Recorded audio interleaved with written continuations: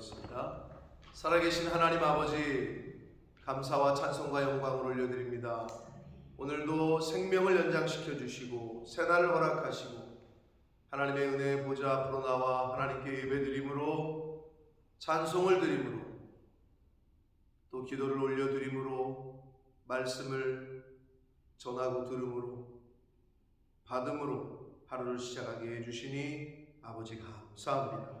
아버지 하나님, 오늘 하루 살아갈 때에 하나님이 주신 시간과 건강과 생명과 이 모든 말씀을 통하여 하나님의 뜻과 아버지의 말씀을 잘 이루어드리고 순종하는 복된 한 날이 되게 해주시고, 꺾어야 되고 버려야 되고 죽여야 될 저희들의 옛 성품은, 옛사람의 요소는 버리고 또 꺾고 불태우고 죽일 수 있는 복된 한 날이 되어지도록 주님 은혜 내려 주옵소서. 성령 하나님, 임마누엘로 이 시간 함께 해주심을 믿사옵고 예수 그리스도 이름으로 축복하며 기도 올리옵나이다. 아멘.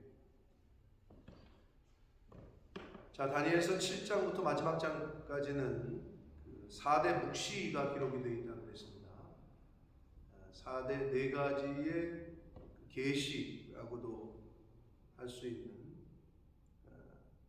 4가지의 환상 또는 계시, 이런 것들이 기록이 되어 있는데, 첫 번째가 그 4짐승에 관한 환상이고, 7장 14절까지가 그 4짐승에 대한 환상을 본 것을 기록한 내용이고, 오늘 단락 7장 후반부는 그 환상에 대한 해석입니다.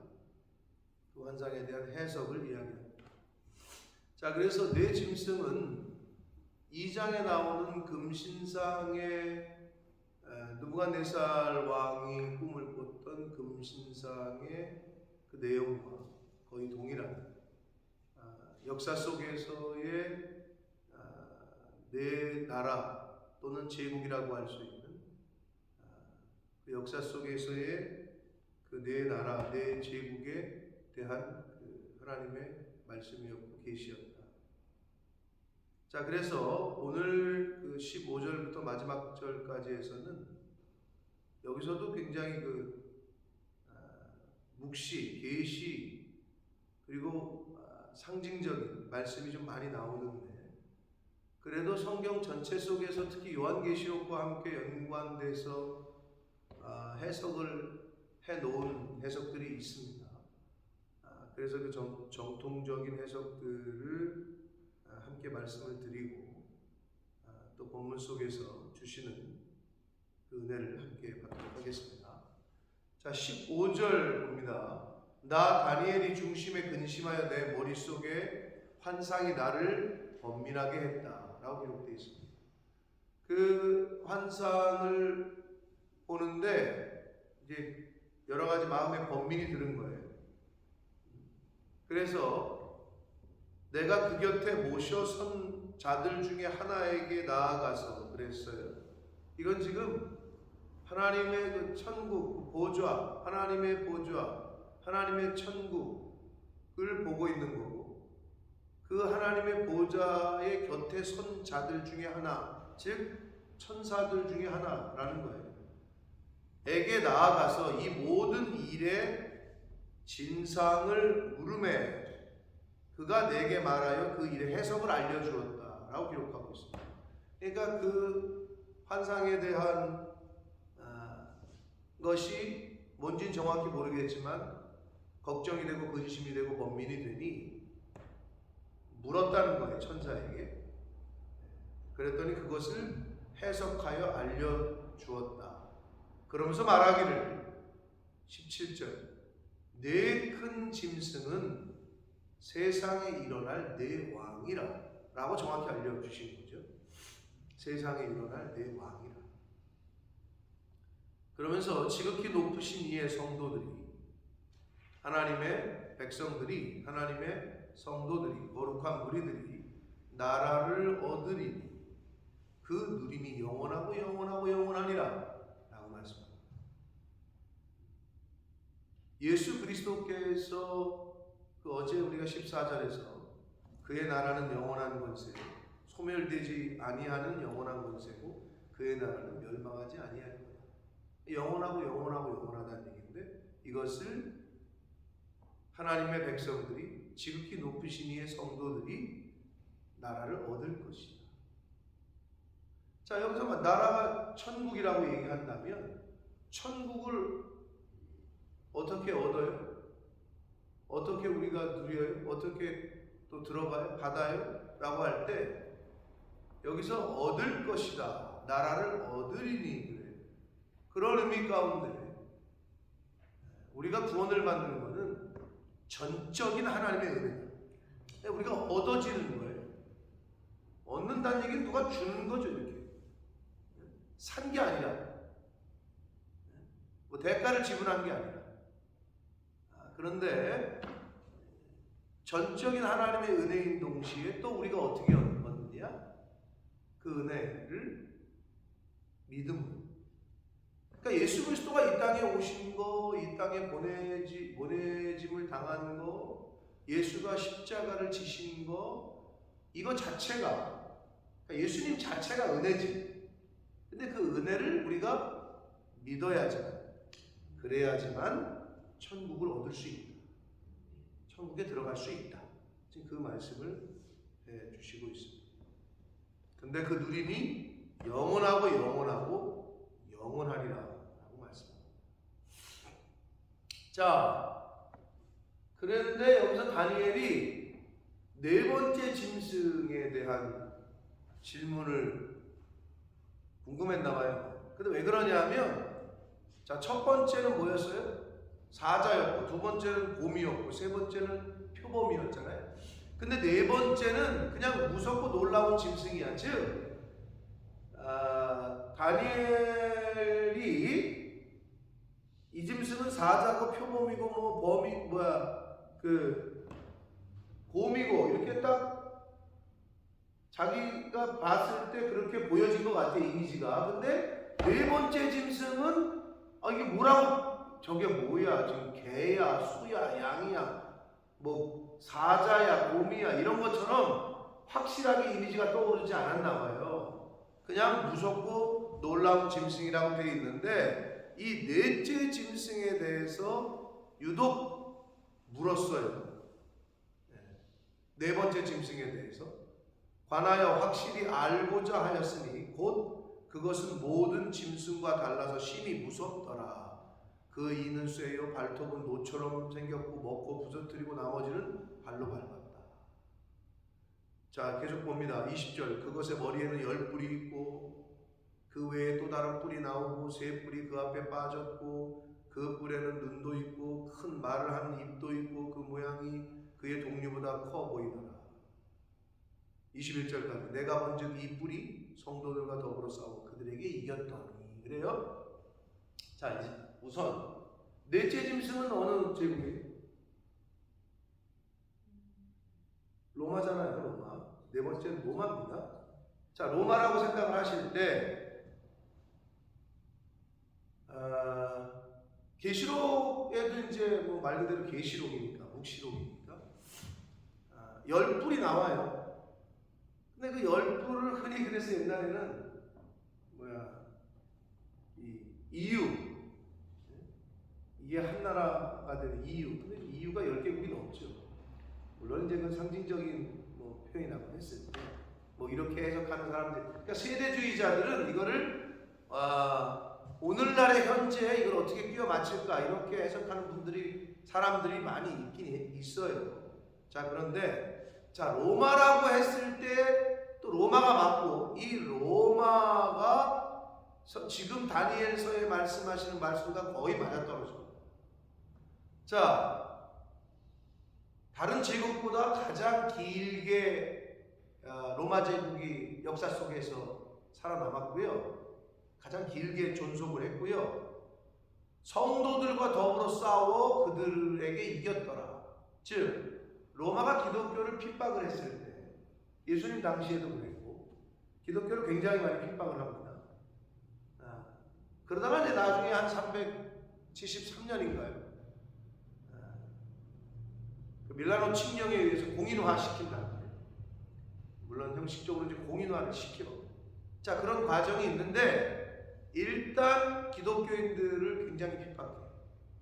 물론 이게 더 큰 의미에서는 그냥 적그리스도가 예수 그리스도 재림하셔서 완전히 소멸되기 전까지 이 세상을 주관하는 적그리스도가 이 땅에 있는 기독교인들을 핍박하고 억압하고 고난을 주고, 그러니까 이거라고 해서 할 수 있지만 일단은 로마 제국이 기독교를 많이 핍박을 해요.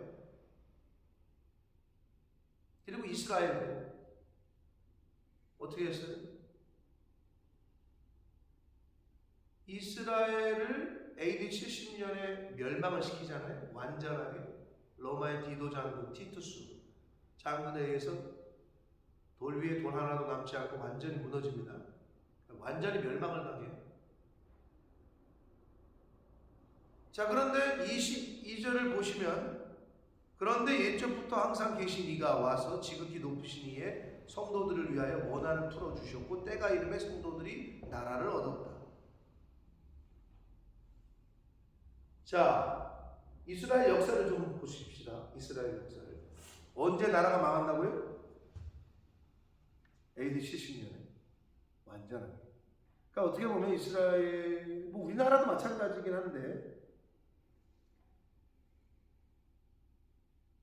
우리나라 역사 가운데 주권을 완전하게 뺏긴 거는 뭐 일제시대라고 할 수 있겠지만, 그 이전부터도 뭐 명나라니 청나라니 뭐 이렇게 보면, 아니 우리가 왕을 세웠는데 왜 걔네한테 가서 얘 왕을 세워도 될까? 그건 거의 주권이 없는 거 아니야. 그때부터 사실. 그걸 왜 걔네한테 허락을 받아? 그런 의미에서 본다면 일본 사람들에게 완전히 주권을 찬탈당한 것이 모양새는 그런데 그 이전부터 사실 그게 과연 주권의 국가였는지 의심이 됩니다만, 자, 바벨론에게 멸망을 당했을 때 그때 정신을 좀 차렸으면 되는데, 멸망당하고 하나님의 은혜 가운데 고레스 칙령에 의해서 돌아왔잖아요. 이게 이제 그게 이 얘기인데, 돌아왔잖아? 그럼 그때라도 정신을 차려야 되는데, AD 70년에 또 멸망당하잖아요. 또 멸망을 당해요. 완전하게. 자, 그때 멸망당하고 나서 이스라엘이 언제 나라를 다시 회복하죠? 네.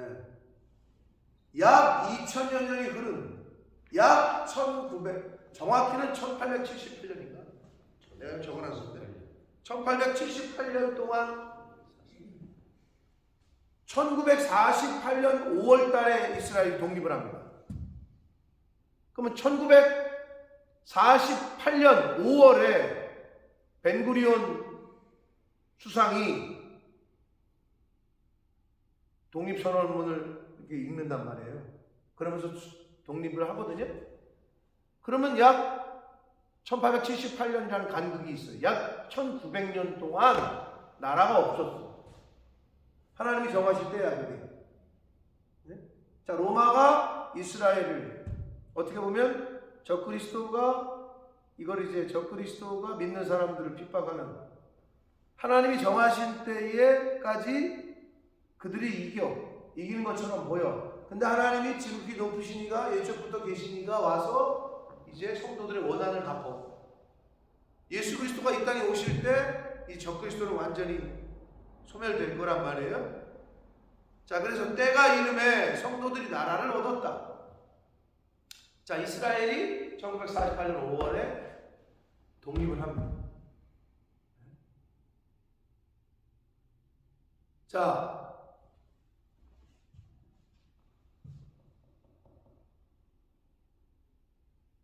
로마 제국이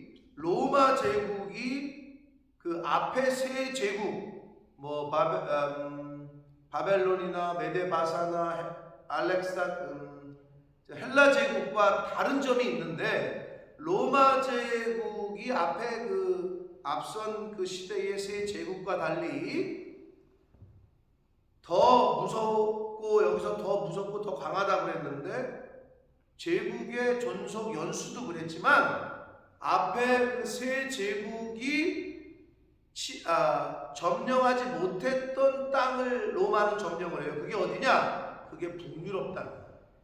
북유럽까지도 정복을 하고 이스라엘 입장에서는 이스라엘을 완전히 멸망시킨 제국이 로마 제국이란 말이에요.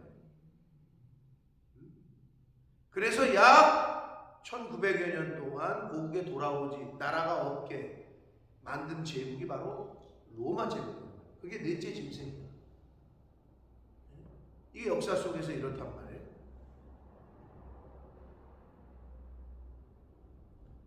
여러분 상식적으로 이스라엘의 수도가 어디예요?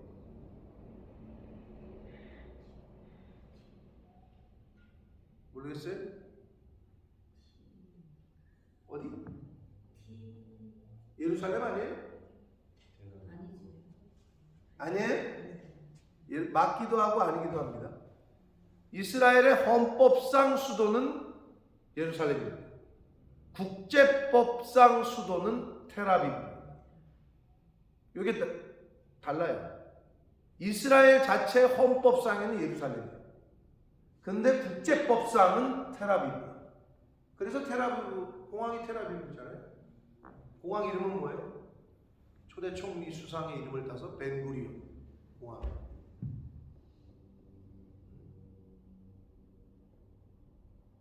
자, 그 이스라엘을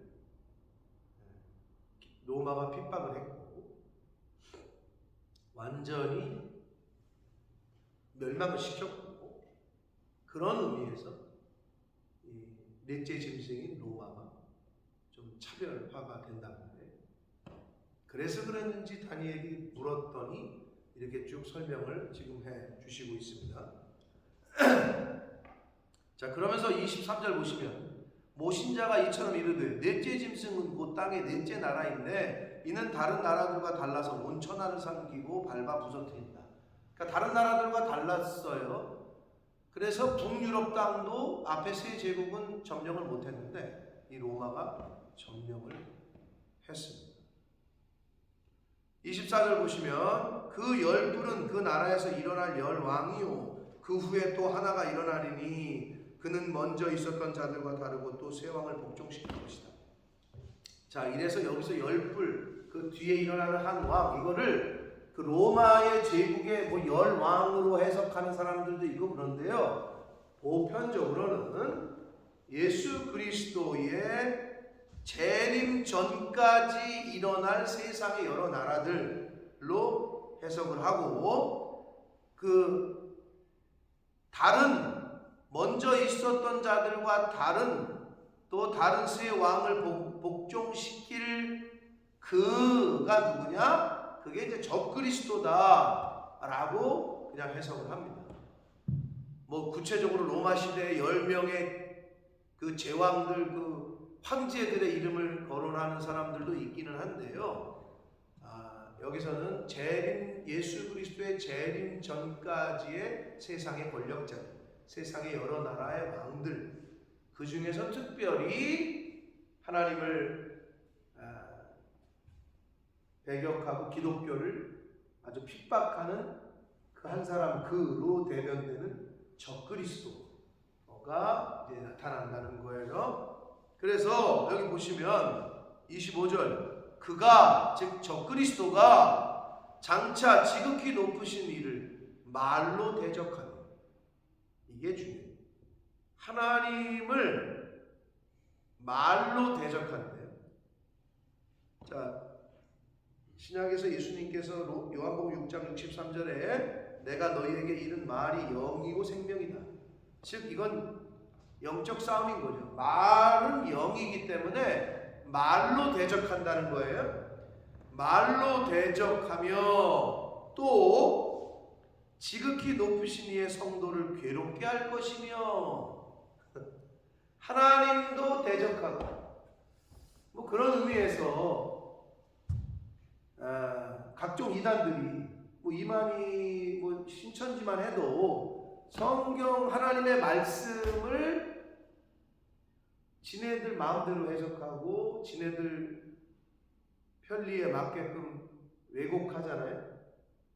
말로 대적하는 거예요. 성경 말씀을 지네 마음대로 그냥 재단하고 편집하고, 그게 어떻게 보면 하나님의 말씀으로 말로 대적하고 왜곡하는 거죠. 망령되게 하고 한다는 거예요, 적그리스도가. 그러니까 성경을 왜곡시키고 성경을 어게인스트 하는 거는 적그리스도예요. 그게 바로 적그리스도죠. 뭐 당연하죠. 그렇죠? 네. 그러니까 하나님을 말로 대적한대. 여러분, 목사를 뭘로 대적해요? 힘으로 해요? 요새 교회에서, 한국 교회나 뭘로 대적해? 말로 대적하지. 말로. 똑같아요. 그리고 지극히 높으신 이의 성도들을 어떻게? 괴롭게 해. 여러분, 그게 정신 똑바로 안 차리면 적그리스도가 교회 신앙생활 하는데 적그리스도 노릇을 할 수도 있어요. 성도들을 괴롭혀? 교회 나온 성도들을 괴롭혔다. 목사를 대적했다. 그게 적그리스도죠. 그건 지금 그런 말씀하고 있는 거예요. 그러니까 신앙생활 한다고 하는데, 교회 생활을 하는데 적그리스도 노릇을 하고 있네. 자, 적그리스도의 행동과 태도는 하나님을 말로 대적하고 지극히 높으신 이의 성도들을 괴롭게 한다. 한마디로 뭐 고난을 주고 환난을 준다는 건데, 폭넓은 의미에서는 우리가 자칫 잘못하면 적그리스도 노릇을 할 수가 있다. 성도들을 괴롭게 할 것이고, 여기서 또 이게 참, 그가 또 때와 법을 고치고자 한다. 야, 이 말씀이 아니냐. 하나님의 말씀이 있는데 우리에게 주신 법이죠, 이게. 근데 이걸 고치려 들어. 이미 고쳤죠. 영국도 수많은 나라들이, 기독교 나라들 자체가 선을 넘지 말아야 될, 돌아올 수 없는 그 다리를 건너는 사람들이 많이 있죠. 많은 나라들이 법으로 제정을 해버려요. 돌로 쳐 죽여라. 뭔 소리야? 이거는 인권이다. 이게 참, 우리가 현 시대를 이렇게 바라보면 성경에 나와 있는 말세의 증상을 뭐 그대로 반영을 해주고 있고, 여기서도 지금 적그리스도는 어떻게 한다고요? 하나님이 정하실 때, 그리고 하나님이 정하신 법을 고치려 들어. 근데 진짜 그러고 있죠, 지금? 법을 고쳐. 하나님이 정하신 순리를 이걸 거꾸로 영리로 만들어버리고, 영리가 순리가 되는, 불법이 합법이 되는, 합법이 불법이 되는 시대를 저와 여러분이 살고 있다. 근데 그게 적그리스도의 특징이다. 때와 법을 고치고자 할 것이며 성도들은 그의 손에 붙임받아요. 하나님이 일정한 시대까지는 허락을 하셔요. 그 적그리스도가 이기는 것처럼 보이고 그들에게 성도들을 붙여요. 한 때와 두 때와 반 때를 지낼 것이다. 이 해석이 이제 갑노을박이 있고 여러 가지 그 학자들마다 좀 달라요. 그래서 어떤 해석은 여기서의 한 때는 하나님의 은밀하신 계획 안에 있는 일정한 기간을 가리킨다. 두 때는 한 때, 두 때. 그 하나님의 은밀한 계획을 한 때라 그랬잖아요. 일정한 기간을. 그럼 그 한 때가 계속된다는 의미다. 뭐가? 두 때가. 계속 유지된다는, 지속된다는 거가 바로 두 때라는 의미고, 반 때는 하나님께서 환난당하는 교회와 성도들을 불쌍히 여겨서 이러한 환난을 단축시키는 게 반때다. 뭐 요렇게도 해석을 하나, 일반적으로 시간적인 해석으로는 3년 6개월, 한때, 두때, 반때. 그러니까 한때를 1년으로 보는 거죠. 3년 6개월. 그러면 이게 요한계시록으로 가면 여러분 몇 년 대환란? 7년 대환란. 네? 7년 대환란에 3년 6개월, 즉 반. 결국은 대환란이 시작된다는 얘기는 적그리스도가 세상을 이제 본색을 드러나서 너네 나 안 섬기면 너네 다 죽어. 기독교인들 이것들 하나님 한마디로 다른데 섬기고 다른데 절하면 너네 다 죽는다. 그러니까 극심한 환란이 시작된다는 거죠. 근데 일정 기간 동안 하나님이 허락을 하시다가 결국에는 이제 적그리스도를 완전히 물리치십니다. 이렇게 봤을 때 여기서 한때, 두때, 반때는 시간적으로는 3년 6개월로 일정한 하나님이 정하신 기간으로 그냥 해석을 합니다. 하나님이 정하신 일정한 기간 동안에 그들이 득세하고 그런 일을 성도들을 핍박하고 하는 그런 때가 있을 건데 26절 그러나 심판이 시작되면 그는 권세를 빼앗기고 완전히 멸망할 것이다. 이 다른 계시록인 요한계시록에 있는 말씀과도 다 맞아떨어지는 말씀이죠. 그래서 27절 나라와 권세와 온천하 나라들의 위세가 지극히 높으신 이의 거룩한 백성에게 붙임받으리라.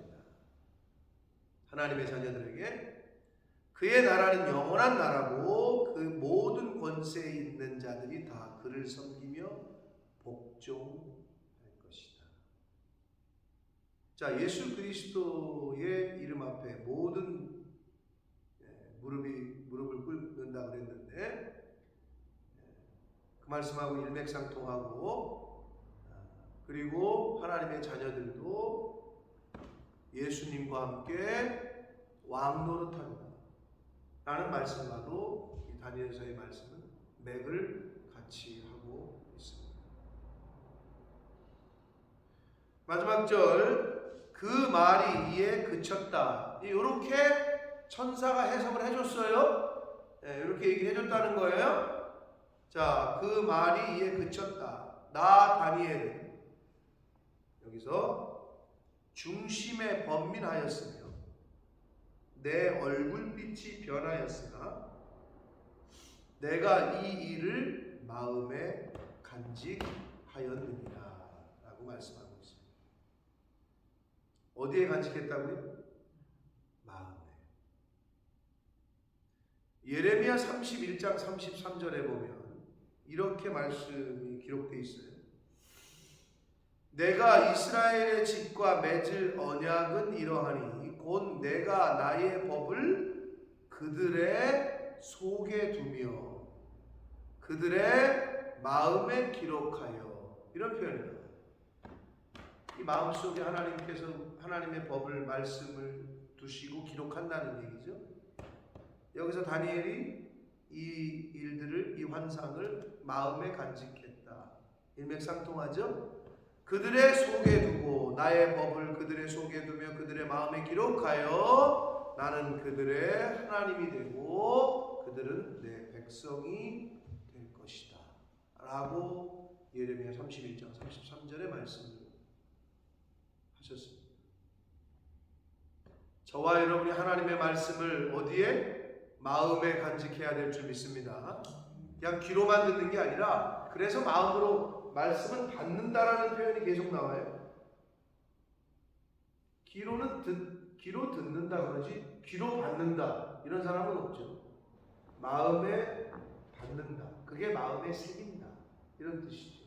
그러니까 하나님의 말씀은 우리가 육신 표면적으로는 귀로 듣지만 이 들음은 귀뿐만이 아니라 마음으로 듣는 것, 마음으로 받는 것. 그것이 여기뿐만 아니라 예레미야뿐만 아니라 여러 군데 그런 표현이 나와요. 받아라라는 표현이 나와요.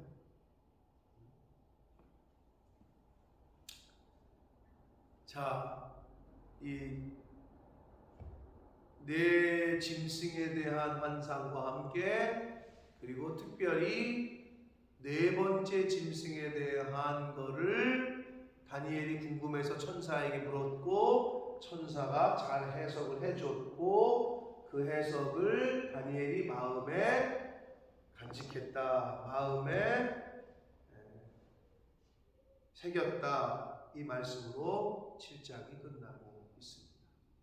그래서 이 말씀들이 굉장히 상징적이고 은유적이고 비유적인데 역사 속에서 실제로 로마 제국이 이 말씀과 거의 딱 떨어지는 그 세계사 가운데 그래서 실제로 로마는 이스라엘 기독교인들을 핍박을 했고 그러다가 예루살렘도 완전히 멸망을 시켰고 하나님의 정하실 때까지 이스라엘은 나라가 없는 상태로 대단하죠. 우리 일제치하 36년이지만 물론 이제 로마가 계속 지배를 한 건 아니지만 나라가 없는 상태로 1900여 년 동안 이스라엘 그런 걸 보면 하나님이 택하신 백성이었는데 그 기간 동안에 나라 없이 그냥 떠돌아다니고 그러니까 우리가 하나님이 주신 은혜를 제대로 간직하지 못하고 감사하지 못하는 생활을 하면 우리도 이렇게 방황하고 이렇게 이런 고난에 처하고 그렇게 될 수 있다는 걸 우리가 잘 좀 본받고 깨달아야 될 줄 믿습니다. 그래서 이 넷째 짐승은 로마 제국에 대한 말씀으로 우리 현재 이 현 세상 가운데 성취가 됐다. 그리고 적그리스도가 나타날 건데 성도들이 그 적그리스도에게 하나님이 정하신 기간 동안에 고난을 당하고 부침바 될 것이다. 그리고 적그리스도의 특징을 말씀을 해줬는데 하나님을 말로 대적할 것이고 하나님의 백성들, 성도들을 괴롭게 하는 게 적그리스도고 그리고 일정 기간 동안에는 그가 득세해서 예수 믿는 사람들을 힘들고 어렵게 하고 환난 가운데 있게 할 것이다. 그러나 하나님의 정하신 기한이 지나면 그의 권세는 완전히 소멸되고 하나님의 백성들은 예수 그리스도와 함께 영원한 나라를 상속받고 왕으로 탈 겁니다. 이게 이제 구약과 신약의 일맥상통한 교훈입니다. 사랑하는 성도 여러분, 이런 계시와 묵시가 요한계시록 사실 굉장히 상징적이고 그래서 해석하기도 어렵고 그렇지만 큰 틀에서는 거의 동일한 말씀을 우리에게 주시고 있습니다. 그러므로 오늘 이 넷째 짐승에 대한 그리고 적그리스도에 대한 다니엘이 천사를 통해서 받은 내용을 우리가 오늘 봤는데 신앙생활을 하나님의 백성으로 예수 믿고 한다고 했는데 적그리스도 같은 생활을 하셔서는 안 됩니다. 교회 생활하고 신앙생활 하실 때 그러니까 같은 교인들의 마음을 아프게 하고 괴롭게 한다. 그게 적그리스도라니까. 다른 게 적그리스도가 아니에요. 목사도 마찬가지예요. 그러니까 그러지 않기 위해서 어떻게 하는 거예요? 희생하는 거지. 그러지 않기 위해서 섬겨주는 거지. 그러지 않기 위해서 내가 양보하는 거고, 그러지 않기 위해서 용서하는 거고. 바라기는 다른 사람을 괴롭게 기쁘게 해주지 못할 망정 괴롭게 하지는 말자. 그리고 어떻게 해요? 적그리스도의 또 특징은 하나님을 말로 대적한다.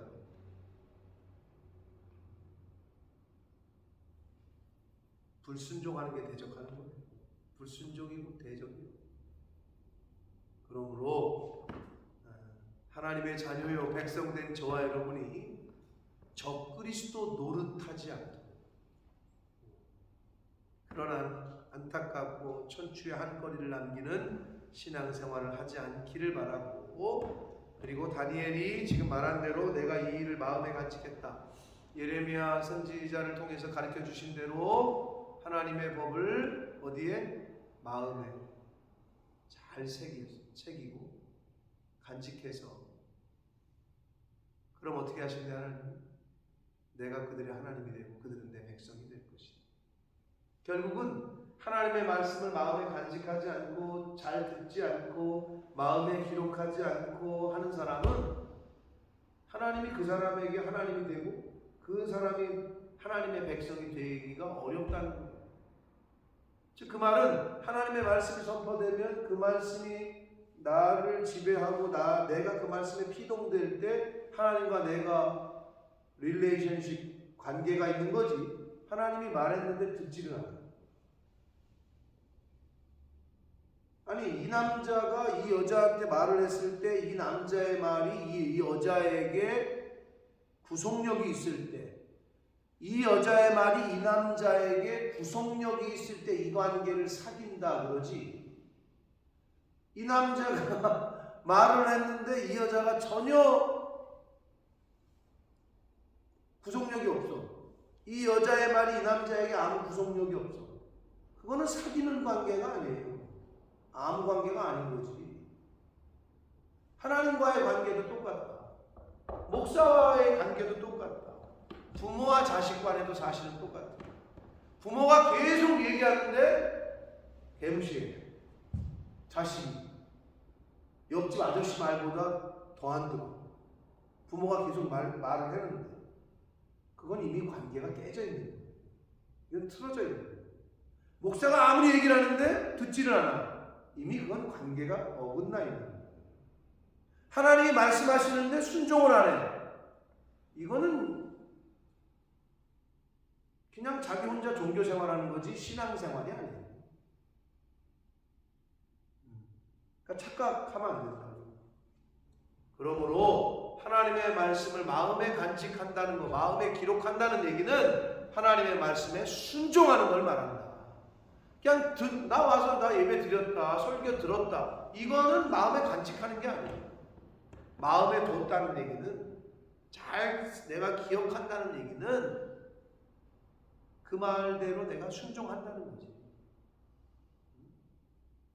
나는 오빠가 다른 여자와 단둘이 커피 마시는 거 안 했으면 좋겠어.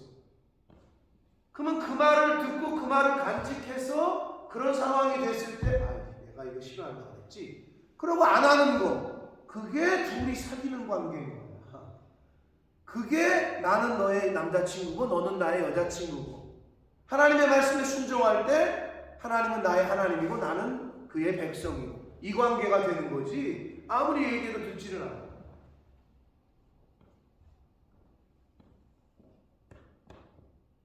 그러면은 퀘스천이죠. 여러분, 한국에 많은 사람들이 교회를 다니는데 예배만 드리러 간다는 거죠. 등록을 안 하는데, 왜? 등록하면 귀찮잖아. 자꾸 간섭이 되고 신방 온다고 하고. 등록한다는 의미는 이게 관계가 시작된다는 의미거든요. 근데 관계가 시작된다는 말이 뭐예요? 이제 내가, 이 교회가 내 교회고 이 목사님이 내 담임 목사님이고 나는 그 사람의 성도가 되고 이 교회의 멤버십이 된다는 의미잖아요. 영국 교회 우리 권사님 여기 영국 나오고 오실 때부터 다니셨다고 했는데 한 번 가면은 바로 멤버십이 돼요. 멤버십의 의미가 뭐예요? 어떨 때 멤버십이 돼요? 4년 5년 다녔어도 본인이 결정하고 네.